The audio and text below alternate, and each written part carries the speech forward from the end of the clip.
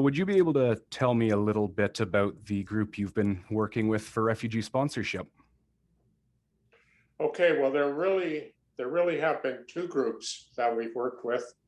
The first group was organized through the diocese by our parish, and we tag teamed with two Lutheran churches, and it was a blended visa sponsorship, which the federal government was providing.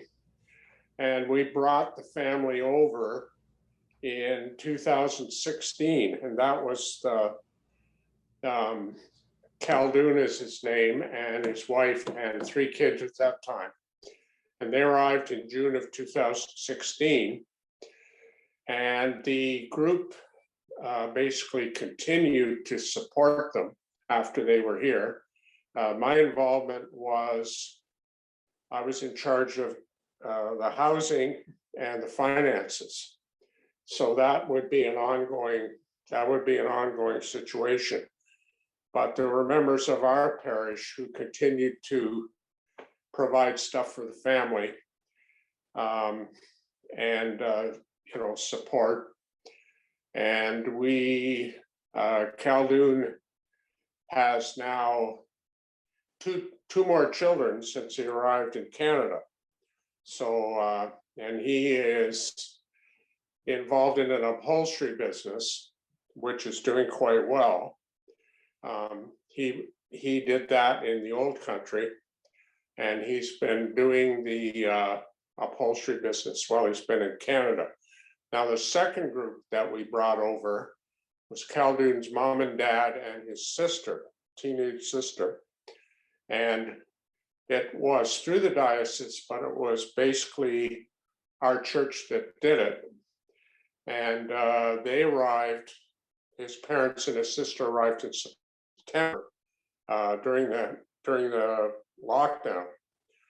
And they've been here ever since, and everyone, by all accounts, seems to be doing quite well. What would you say was the biggest challenge that your group faced, and what did you do to overcome that challenge? Well, with regard to the first group, the application forms were all done by the diocese and were submitted. The second form, or the second group that we brought over, we had to wade through the government forms. And that was certainly a challenge because they kept changing them as we went along. So we finally got the forms finalized, and the money was deposited. The sponsorship money was deposited. And that was in the summer of 2019, and they finally came September last year. So there was quite a wait. So after waiting through the paperwork, and the long wait, of course, was made longer because of the pandemic.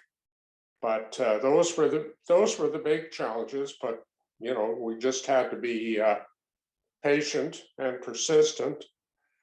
And lo and behold, they arrived. Good to hear. And so what were you most excited about as you waited for the newcomers to arrive? Well, I think the second time we were really eager. We were really eager to have them here because we've been talking to Khaldun on an ongoing basis, and he was very eager. His children were eager to see their grandparents, and that was very exciting. And then when they finally arrived, they were in quarantine for 14 days in a hotel, and it was really hard for his family not to be able to see them. But they've all settled in very well, and that was the exciting part, was the waiting. And of course, it was very satisfying when they did arrive. And we've met them a couple of times outside, of course, and they seem to be adapting pretty well.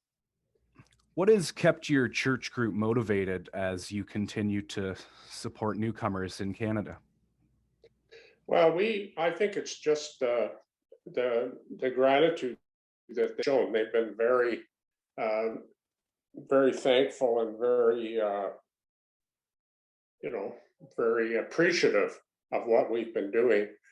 There's been another lady at our church who has been looking in on them on a regular basis for the kids, and her name's Nancy Barwick. I should give her a bow. Let her take a bow. And there's also a man from Redeemer Church who has stayed with our group. In fact, he was involved with this latest application.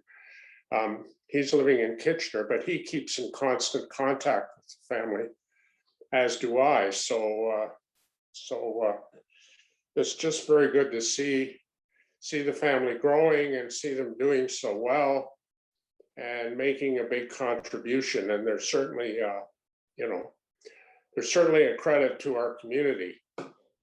For sure, and it sounds like the newcomers here in Canada are getting all the support and they could ask for, and maybe even more. Um, what message would you like to send to other groups or individuals who are thinking about getting involved with refugee sponsorship? Yeah, well, I would encourage them to do it. I know there's a lot of support available from the diocese. They've been very good with this last group that we brought over, and I know that they've really contributed a lot, made the job a lot easier. So if you're worried about it, about going ahead with it, once you get over the paperwork, there's a lot of help available, and I would say that it's worth every ounce of effort, because the satisfaction and you know the gratification that you get from doing it is really hard. It's really hard to replace. And a lot of people talk about charity and community service, but this is really an example. You can get of rolling up your sleeves and actually getting involved, because it's a win-win situation for everybody, I would say. Great. Thanks so much, Kent. And I really appreciate you taking the time to interview with me today. Um, I look forward to working with you in the future, maybe on some more refugee sponsorship. Well, that would be good.